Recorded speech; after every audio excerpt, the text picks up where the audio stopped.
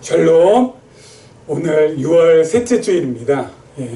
날씨가 30도 안팎으로 아주 가파르게 올라가고 있습니다. 그야말로 이제 본격적으로 이제 여름이 시작됩니다. 여러분들 컨디션 조절 잘 하시고요. 특별히 이 무더운 여름 다가온다 할지라도 저희가 뭐 한두 번 겪어본 거 아니죠. 올 여름은 더 많이 무덥다고 하는데 뭐 이것보다 더한 날씨도 저희가 겪지 않았습니까?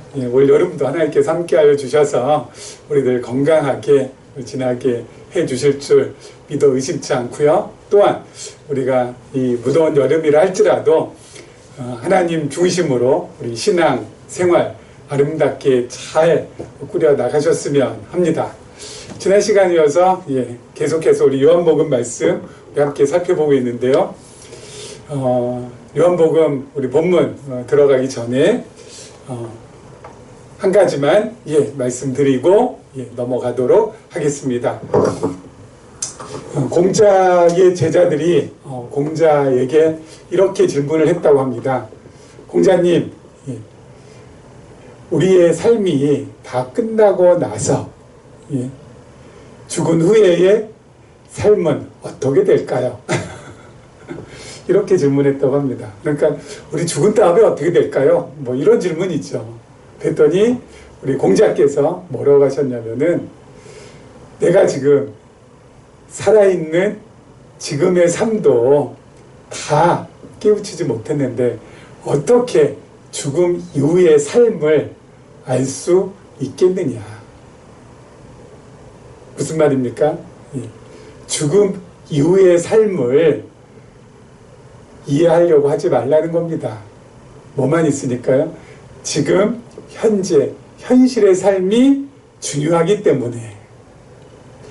그래서 그런지 여러분, 우리 이 동양 사람들, 특히 동양 사상은 이 현실의 모든 것들을 다 기반하고 있습니다.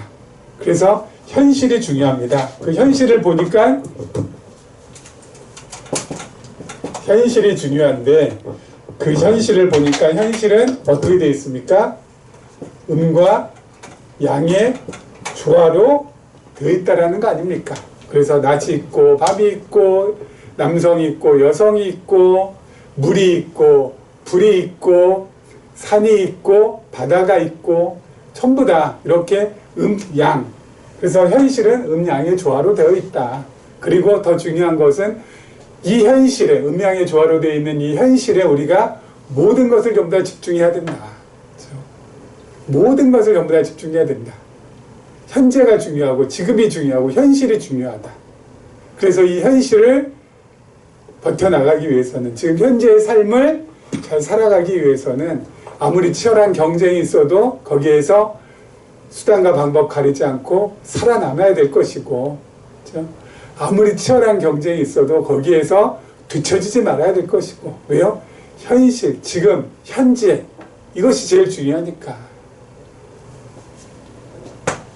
그렇죠? 그래서 동양은 현실을 중요시 여깁니다. 현실을. 그래서 현실에 모든 것을 전부 다 올인합니다. 그런데요, 이건 이제 이건 우리 동양이고요. 반면 서양, 그렇죠? 서양은 좀 다릅니다. 서양은 현실이 있지만 이것이 다가 전부가 아닐 것이다. 그렇죠? 현실은 늘 불완전하고 뭔가 좀 미진한 것도 많고, 그래서 무엇을 하나 만들어놨냐면은 이데아의 세계라는 것을 만들어놨습니다.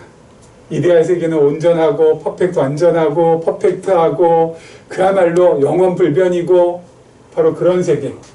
이 현실이 고달프고 하지만은 이데아는 그런 거 없고 그야말로 완벽 그 자체의 세계. 그런데 중요한 것은 그럼 이 이데아의 세계를 갖다 가려면 어떻게 해야 되냐 라고 그렇게 물으면요, 이 이데아의 세계는 갈 수 없다. 다만 가는 과정일 뿐이고 거기에 도달하지 못한다는 겁니다. 그렇죠? 완전하고 그야말로 무결점의 세계인데 거기에는 어때요? 현실에서 가는 과정일 뿐이고 추구해야 될 것이고 거기에는 우리가 이르지 못할 것이다. 그래서 서양은 주로 이데아의 세계, 초월적인 세계를 상정해 놓고 현실의 세계에서는 거기를 가기 위한 과정일 뿐. 거기에 도달할 수 있는 방법, 거기에 도달하면 어떻게 되는지 구체적인 내용은 없습니다. 그런데요, 우리가 지금 함께 살펴보고 있는 요한복음은 이것도 아니고 이것도 아닙니다. 동양 사상이나 서양 사상에 기초하고 있는 것이 아닙니다. 그럼 뭡니까? 자, 요한복음에는요, 분명하고 정확하고 명확하게 말씀해주고 계십니다. 하늘, 영원이죠. 그리고 땅, 지금 우리가 머물고 있는 곳. 하늘 아버지로부터, 영원하신 하나님으로부터 예수 그리스도께서 오시고, 그리고 그 영원하신 하나님께로 다시 가시는 예수. 그분이 바로 하나님이시고 하나님의 아들이시고 그리스도시고 메시아시다 라는 거잖아요. 그렇죠. 하늘로부터 오신 예수, 11장까지 12장부터 하늘로 다시 가시는 예수. 오시고 가시고 하시면서 예수님께서 뭐예요? 하늘과 땅 사이에 길을 열어주셨어요.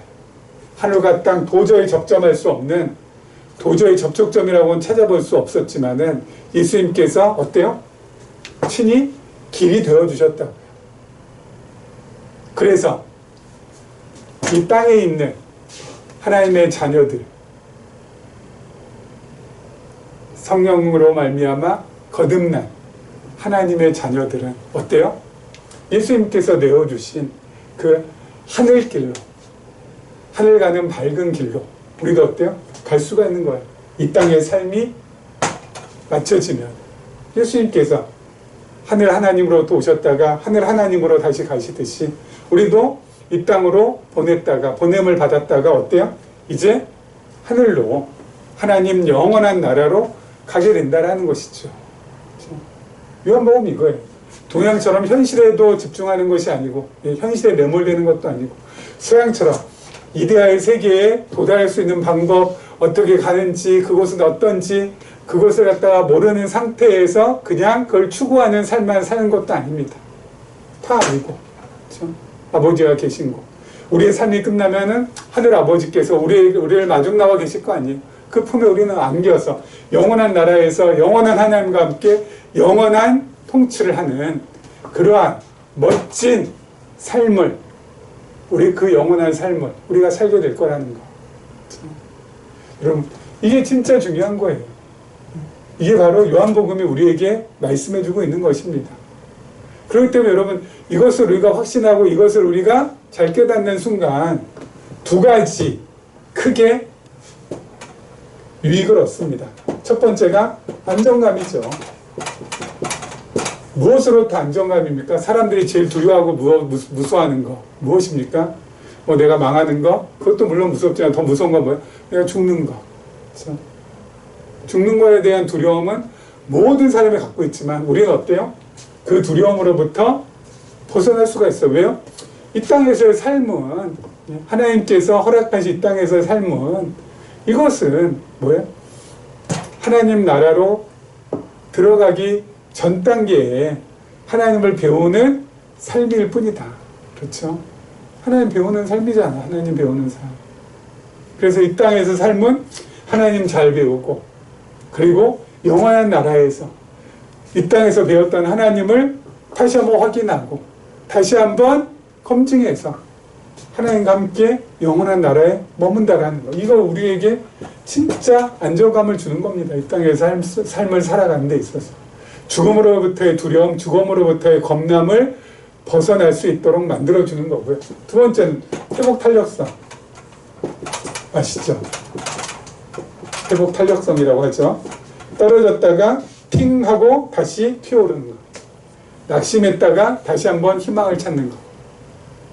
아무리 힘들고 어려운 일이 있을지라도 그걸 거기에서 우리는 좌절하거나 낙심하거나 절망하거나 주저앉거나 하지 않고 다시 일어날 수 있습니다. 왜요? 이게 전부가 아니니까. 여기가 전부가 아니니까. 제가 늘 말씀드려요. 여기가 전부다. 여기가 전부가 아니라고요. 우리의 본 게임은 어디서부터라고요? 영원한 하나님 나라가 우리의 본 게임이고 본 무대예요. 여기는 뭐예요? 리허설 무대일 뿐이니까. 잠시 하나님 배우고 가는 하나의 어때요?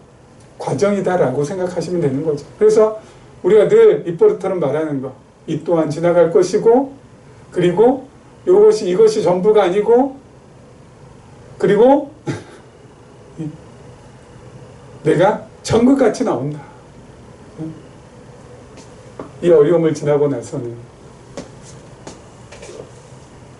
회복 탄력성 가질 수 있는 것이죠. 그렇죠? 그래서 여러분, 요한복음의 내용을 우리가 처음부터 끝까지 1장부터 21장까지 잘 되새기고 소화해내고 깨닫고 하게 되면은 안정적으로 살아갈 수 있고요. 힘들고 어려운 일 내 앞에 닥쳐온다 할지라도 어때요? 다시 한번 튀어 오를 수 있고요. 이러한 귀한 유익을 가지고 우리가 살아갈 수 있으리라 확신합니다. 자, 우리 지난 시간에 이어서 계속해서 요한복음 3장 말씀 보도록 하겠습니다. 3장 16절 말씀 우리 한 절만 먼저 보도록 하죠. 하나님이 세상을 이처럼 사랑하사 독생자를 주셨으니 이는 그를 믿는 자마다 멸망하지 않고 영생을 얻게 하려 하심이라. 여러분, 이 말씀 너무나도 잘 알고 있는 말씀이죠. 그렇죠? 우리가 어린 시절부터 교회 다니셨던 분들이라면 암송해 하셨을 거고, 그리고 이거 가지고 어린 시절에 보험송가를 불렀던 기억이 나요. 하나님이 세상을 이처럼 사랑하사 독생자를 주셨으니 누구든지 예수 믿으면 멸망하지 않고 영생을 얻으리로다. 영생을 얻으리로다. 요한복음 3장 16절. 이랬던 것 같아요. 그렇죠? 너무나도 잘 알고 있는 말씀이죠. 그런데 중요한 것은 뭐냐면은 요한복음 3장 16절 말씀, 우리가 어릴 때부터 암송하고 찬양으로도 불렀고, 그리고 귀에 못이 박히기에 너무나도 잘 알고 있는 말씀인데, 이 한 절만 가지고서는 하나님의 말씀으로서 온전하게 100% 이해하기 어렵고 오히려 오해할 가능성이 높다라는 것입니다. 말씀드렸잖아요. 무엇을요? 성경은 맥락, 흐름, 맥락과 흐름에 따라서 성경의 부분은 해석이 돼야 된다. 요한복음 3장에서 우리가 너무나도 좋은 말씀이고 잘 알고 있는 말씀이에요. 그것만 딱 띄워서 보게 되면 이 역시 어때요? 오해의 소지가 있게 되는 말씀이라는 것이죠. 오해의 소지가 정말 다분히 들어갈 수밖에 없는 말씀. 아니, 여기 무슨 오해의 소지가 있어? 하나님이 세상을 이처럼 사랑하사 독생자를 주셨으니 이는 저를 믿는 자마다 멸망하지 않고 구원을 얻게 하려 하심이라. 여기에 무슨 오해의 소지가 있습니까? 하나님께서 세상 사랑하셔서 독생자 주셔서 믿는 사람마다 구원 얻게 하려 한다는데 이거에 대해서 무슨 오해가 있습니까? 오해의 소지가 있습니다. 어떤 오해의 소지가 있을까요? 두 가지가 있습니다. 두 가지의 오해의 소지가 있습니다. 첫 번째, 오해할 수 있는 말씀.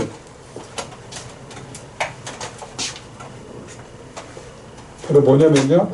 하나님이 세상을 사랑하사 하나님 세상을 이처럼 사랑하사 독생자를 주셨으니 라고 돼가지고, 여러분, 이것은 하나님께서 마치 모든 인류를 모든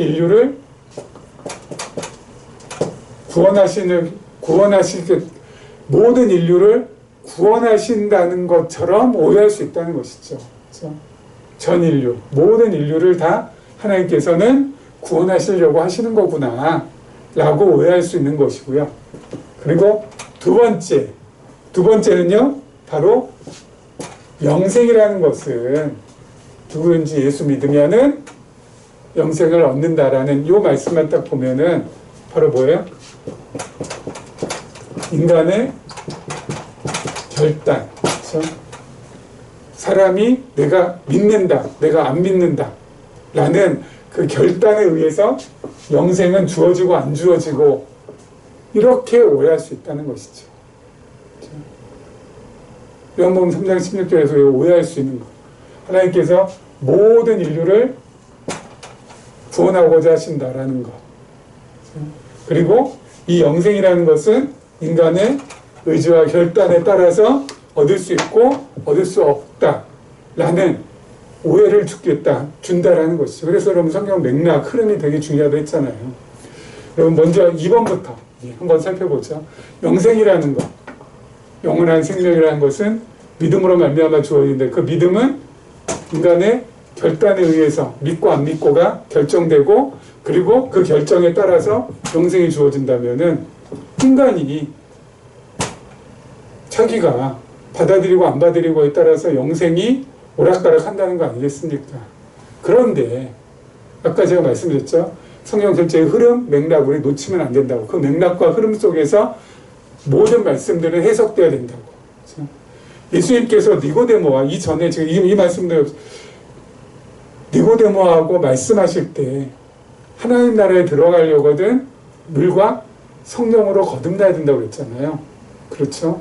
누가 성령으로 거듭나야 된다고 했습니까? 거듭나야 된다고 했습니다.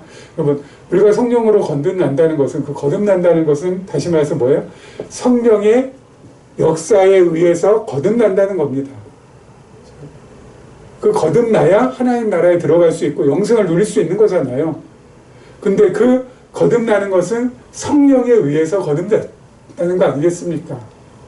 물과 성령 했을 때 물의 의미가 곧 성령의 역사하는 그 과정이라고 했잖아요. 그래서 물이라는 건 뭐라고 했습니까? 정결케 하는 것이라고 했죠. 성령께서 우리를 정결케 해주시고, 그리고 또 물이라는 건 뭐라고 했습니까? 하나님의 말씀을 상징한다고 했잖아요. 그래서 하나님의 말씀을 통하여서 우리를 정결케 하시고 우리 하나님의 말씀을 통하여서 우리로 하여금 어때요? 거듭나게 한다는 거예요. 내가요? 내 스스로요? 아니요. 성령께서. 그리고 또 성령께서 바람처럼 역사하신다고 했잖아요. 바람이 뭐라고 했습니까? 바람은 자기 주권, 자기 뜻대로 분다고 했잖아요.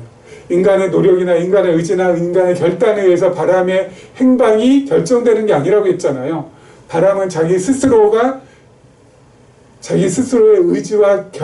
의지와 주권에 의해서 어때요? 바람 움직여 간다고요. 그런 것처럼 성령도 그렇게 움직이신다고요. 그렇게 움직이신다. 자신의 주권과 뜻에 의해서. 그렇게 예수님께서 거듭난다는 것에 대해서 말씀을 그렇게 했는데 갑자기 3장 16절로 딱 와가지고 누구든지 예수 믿으면은 멸망하지 않고 영생을 얻으리로다 해가지고 영생 얻는 것은 성령하고는 상관없이 인간의 결단, 인간의 의지에 의해서 영생을 얻게 된다라고 말씀을 하신다면은 앞에 내용하고 3장 16절의 내용이 완전히 어때요? 충돌하지 않습니까? 완전히 충돌하는 거예요. 모순이 발생하는 거잖아요. 앞에 다르고 뒤에 다르고. 성경이 그렇게 허술하게 정제되는 말씀이 아니라고 했잖아요. 성령께서 불타는 논리로 기록하신, 사람 기자를 통해서 기록하신 말씀인데 예수님께서 앞에서는 성령의 역사라고 성령으로 거듭나야 된다고 하셨다가 성령께서 모든 것을 거듭나게 하시고 하나님 나라에 들어가게 하시고 영생을 얻게 하시고 그렇게 말씀해요. 뒤에 가서는 너희가 잘해야 영생 얻을 수 있어. 그렇게 말하신다면은 이건 앞에하고 뒤하고 너무 다르잖아요. 충돌이 일어나잖아요. 모순이 일어나잖아요. 일관성이 없잖아요. 그럼 이거 뭡니까?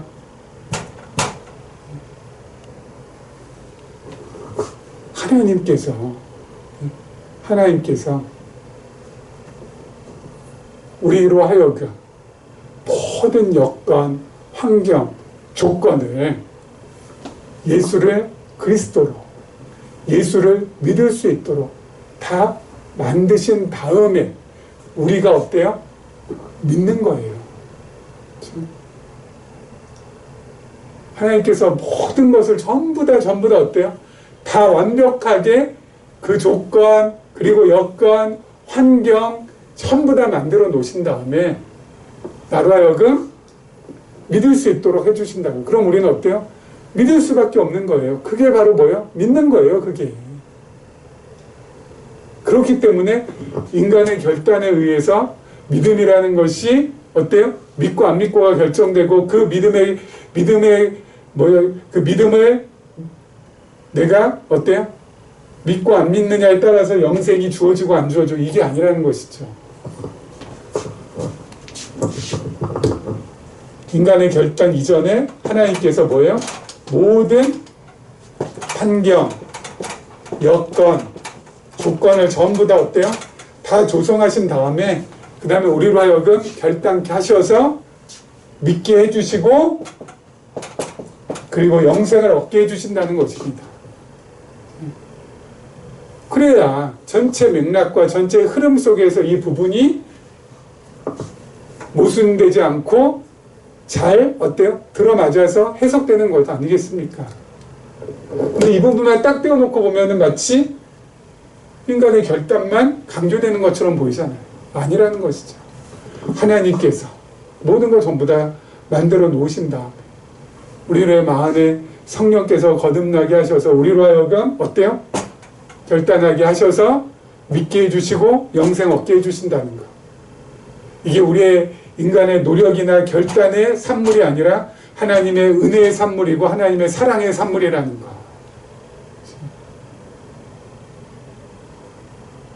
이렇게 받아들여야 된다는 것이죠. 이렇게 받아들여야 된다는 것.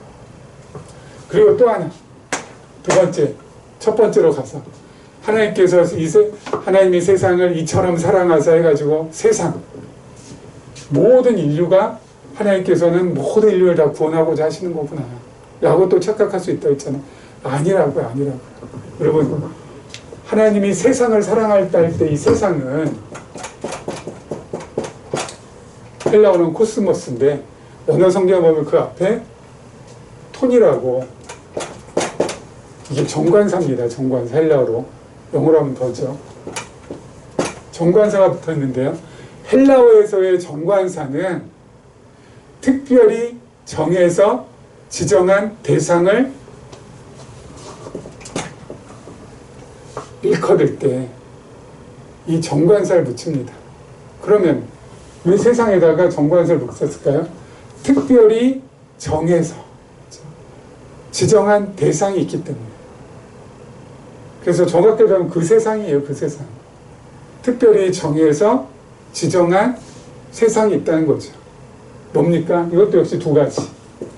세상이. 첫 번째는 특별히 정해서 하나님께서 지정한 그 세상은 어떤 세상이냐면은 유대인들만의 세상이 아니라 이방인도 포함된 세상을 말합니다. 여러분, 예수님 당시에 유대인들은 세상 하면은 지들만의 세상이에요. 지금이야. 유대인들만의 세상.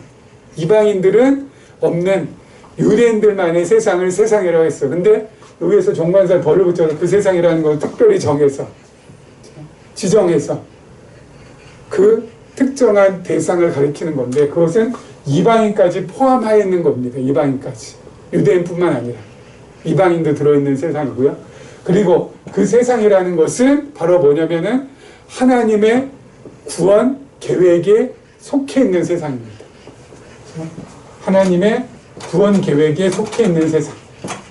하나님의 구원 계획에 속해 있는 세상. 다시 말해서 뭘 말하는 겁니까? 하나님의 구원 계획에 속해 있는 세상이라 하나님의 구원 계획이 뭡니까? 창세 전에 하나님께서 기쁘신 뜻대로 예정하신 하나님의 자녀들이라는 것이죠. 그게 바로 요한복음 3장 16절에 나오는 세상입니다. 요한복음 3장 16절에 나오는 세상은 모든 인류를 가리키는 것이 아니라 특별히 하나님께서 정해서 지정한 대상인데 그게 바로 뭐예요? 유대인뿐만 아니라 이방인들도 함께 있는 세상이고 그리고 그 유대인들뿐만 아니라 이방인들도 함께 있는 그 세상 속에서 하나님의 구원 계획 속에 있는 세상이기 때문에 이방인들 가운데 유대인들 가운데 하나님의 자녀로 부르심을 받은 사람들을 일컫는 것이 바로 톤 코스몬 해가지고 세상이라는 겁니다. 그래서 여러분 그래서 여러분 이거를 다시 한번 전체 흐름과 맥락 속에서 우리가 살펴보면 하나님이 하나님의 구원 계획 속에 있는 하나님의 자녀들을 이처럼 사랑하사, 그렇죠?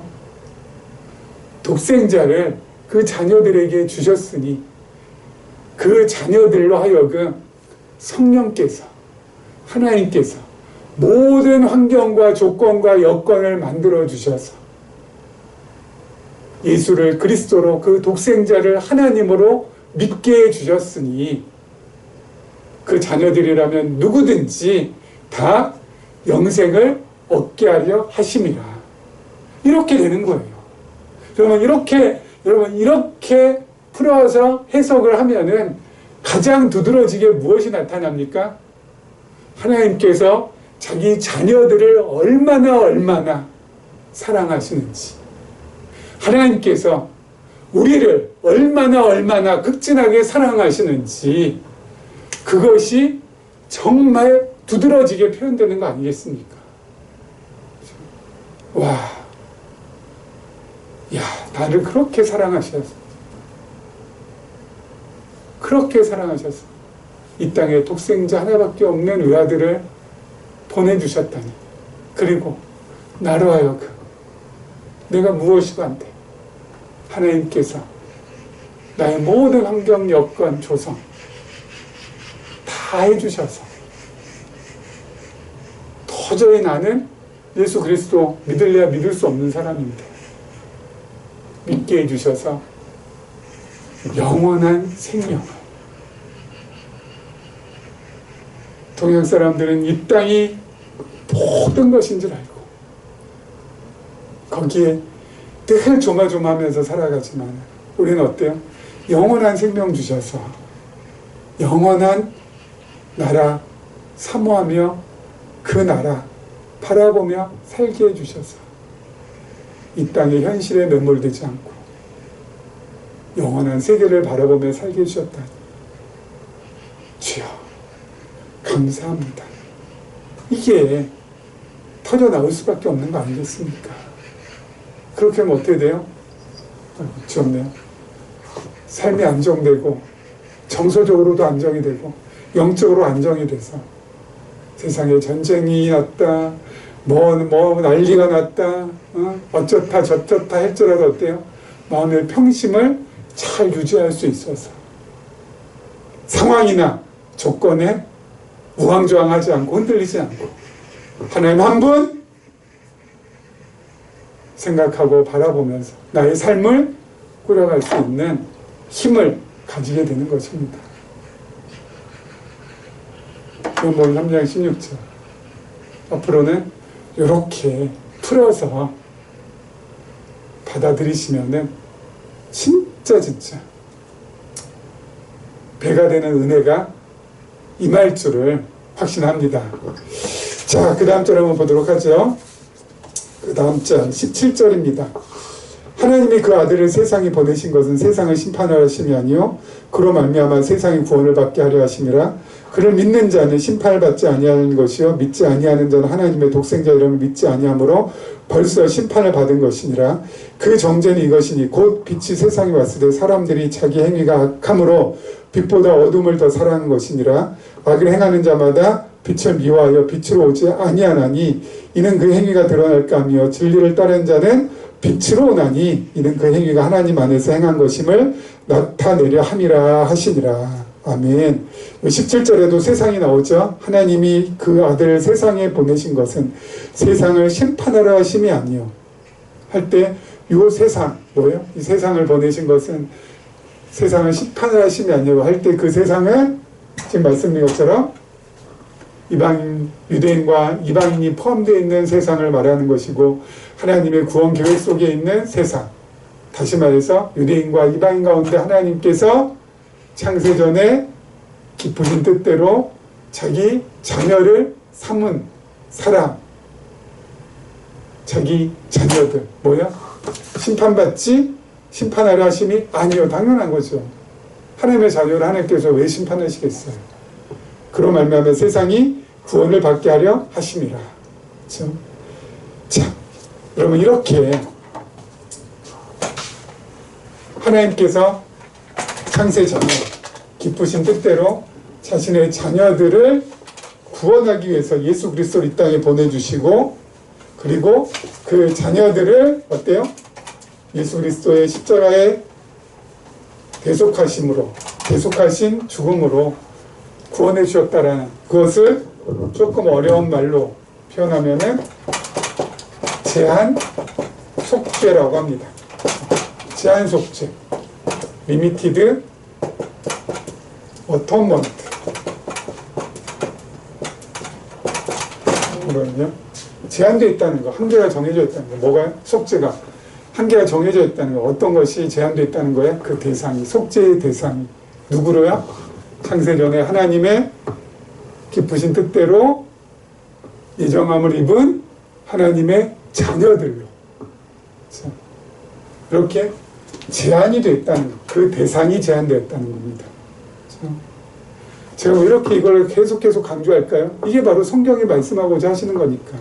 이게 바로 하나님 중심으로 성경을 보고자 하는 것이니까.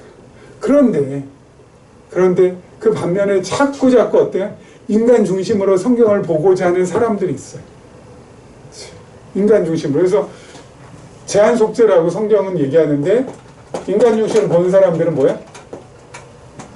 제한 앞에 무자가 적히죠. 무제한 속죄라는 겁니다. 무제한 속죄. 무제한 속죄. 제한이 없다는 거. 대상이 없다는 거. 모든 인류를 하나에 대해 속죄하시기 위해서. 그리고 또 전적 타락도 마찬가지죠. 우리는 성경은 전적 타락, 인간은 완전히 전적으로 타락했다라는 것을 얘기하는데, 성경은 인간은 뭐라고 해요? 부분 타락. 우리는 타락한 부분은 물론 있지만 타락하지 않은 부분도 있어. 그걸로 우리는 구원받을 수 있어. 그렇죠? 성경은 하나님의 은혜를 그 누구도 저항할 수 없다, 거절할 수 없다, 불강력적 은혜를 얘기하는데, 인간은 뭐래요? 강력적 은혜, 하나님의 은혜를 우리가 저항할 수 있다는 겁니다. 하나님께서 은혜 베풀어 주셔도 우리가 노하면 하나님께서 그 은혜를 우리에게 베풀어 줄 수 없다는 겁니다. 믿음을 우리가 노하면은 하나님께서 어때요? 우리에게 믿음 주실 수 없다는 것입니다.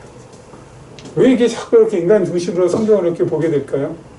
왜 자꾸 인간 본위로 하나님의 말씀을 이렇게 보게 될까요? 가장 큰 이유는 바로 뭐예요? 인간의 죄악된 근본 죄성 때문에, 속성 때문에 하나님과 같이 되고자 하는 것.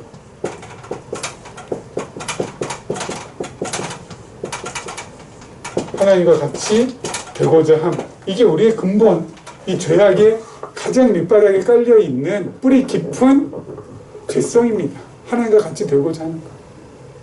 뭐 하나님 모르는 사람이야, 하나님의 자녀가 아닌 사람이야, 뭐 이렇게 이거 살 수밖에 없는데, 하나님의 자녀임에도 불구하고 어때요? 이거 자꾸 이렇게 넘보려고 합니다. 내가 주인이고 하나님을 자꾸 종으로 부르려고 해요. 하나님 자리에 내가 올라가서 내가 하나님 노릇하고 하나님을 종의 자리로 내팽개 쳐가지고 내 종 부리듯이 그렇게 부리려고 한다고. 이게 인간의 속성이에요. 이 죄악된 속성. 이것이 진짜 무서운 거니까 그래요.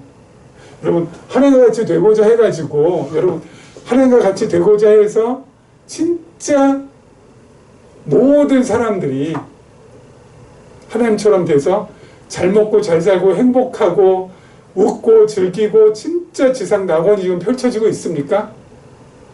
예? 삶의 질이 올라갔냐고요. 살림살이 나아졌습니까? 옛날에 예? 어떤 대통령 후보가 그런 것처럼 삶의 질이 좀 나아졌냐고요. 하나님과 같이 되고자 해서. 아니요. 오히려 그 반대잖아요. 하나님과 같이 되고자 한다는 거야. 내가 모든 걸 전부 다 계획하고, 내가 모든 걸 전부 다 진행하고, 내가 모든 성과를 갖다 내야 되는 거. 내가 아닙니까? 하나님은 뭐 하시면 되는 거예요? 내가 모든 계획 세우고 내가 모든 것 다 진행하고 내가 모든 성과 낼 때 하나님께서는 옆에서 종처럼 나를 잘 떠받들어서 잘 될 수 있도록 뭐 해주면 되는 거예요? 도와주면 되는 거지. 주인은 나지. 이거거든요.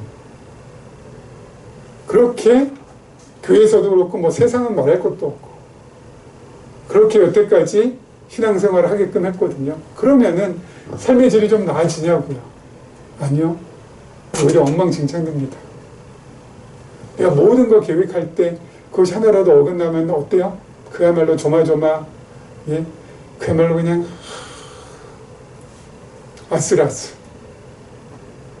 진행시킬 때도 이거 삐끗하면은 이거 잘 진행 안 되면 어떻게 됩니까? 야, 큰일 나는데. 그래가지고 성과 못 내면 아이고야, 망하는데. 그렇게 살거든요. 그러면은 사람이 어때요? 마음 쉴 것도 없고 마음 편한 시간도 없어져요. 마음 쉴 것도 없고 마음 편한 시간 없어지면은 그게 뭐 다른 말로 하면은 지옥 아니겠습니까? 지옥 같은 생활을 살아야 된다고. 하나님과 같이 되고자 한 그 인간의 삶은 지옥 같은 삶이 될 수밖에 없어요. 마음 쉴 것도 없고 마음 편한 시간도 없고 늘 스스로 들들 벗고 남 들들 벗고.